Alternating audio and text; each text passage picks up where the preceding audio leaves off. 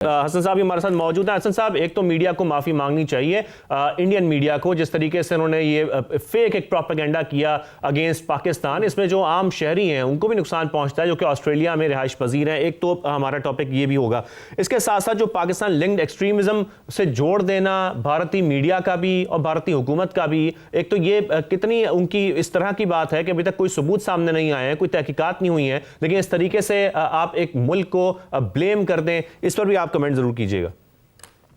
बहुत शुक्रिया। देखें, इसमें जो आपका दूसरा सवाल है वो एक बहुत इंपॉर्टेंट और इंटरेस्टिंग क्वेश्चन इस तरीके से है कि ये जो नवीद अकरम का नाम था, he was no one before the attack. और यहाँ पे आपकी ओपन सोर्स इंटेलिजेंस पे अगर आप थोड़ा सा उसको डिग इन करें तो ये अटैक होने से पहले, सिडनी में अटैक होने से पहले 1-1.5 हफ्ते के अंदर बहुत दफा नवीद अकरम का नाम स्पाइक किया। इसराइल में, हैफा में, तल अवीव में, इसराइल के मुख्तलिफ शहरों के अंदर वो सर्चेस बिल्कुल डेड थी इसके नाम की, लेकिन एकदम स्पाइक आया पिछले 2 हफ्तों के अंदर। तो उसकी क्या वजह है? This has to be investigated.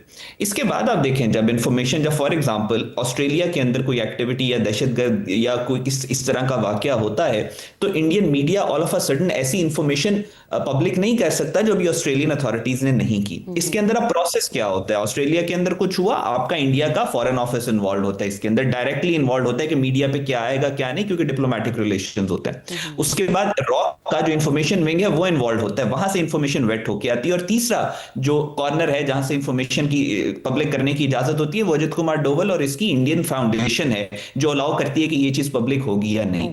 सो जब सारा प्रोसेस हो रहा था उस वक्त हम भी शॉक में थे कि ये किस तरीके से पाकिस्तान को ब्लेम कर रहे हैं। कोऑर्डिनेटेड अटैक है बिटवीन, कोऑर्डिनेटेड ये अटैक किया जा रहा है पाकिस्तान के खिलाफ, इसमें कोऑर्डिनेट कर रहे हैं इंडिया और इसराइल। तो वो लेटर ऑन 24 घंटे जब गुजरे हैं उसके बाद हमें रियलाइज हुआ कि क्योंकि ये इंडियन था जो ये करवा रहा था, इस वजह से पाकिस्तान पे करना चाहते थे कि 10-15 दिन ऑस्ट्रेलियन अथॉरिटीज पब्लिक नहीं करेंगी, नाम के हेट क्राइम ना हो उस कम्युनिटी के बारे में, उसकी नेशनैलिटी पब्लिक नहीं करेंगी, हम इंफॉर्मेशन स्पेस को इतना ज्यादा भर दें पाकिस्तान के नाम से कि उसके बाद अगर इंडिया का हो भी जाए नेशनैलिटी तो फिर कोई फर्क ना पड़े। तो ये सारा एक कोऑर्डिनेटेड ऑपरेशन था और इसमें आप इस प्रोबेबिलिटी को बिल्कुल रद्द नहीं कर सकते कि ये अटैक होने से पहले इसमें इंडियन गवर्नमेंट, इंडियन स्टेट और ये इसराइली जो फैक्टर्स और एक्टर्स हैं वो इन्वॉल्व हो सकते हैं। आप इसको बिल्कुल आप इस पॉसिबिलिटी को खत्म नहीं कर सकते।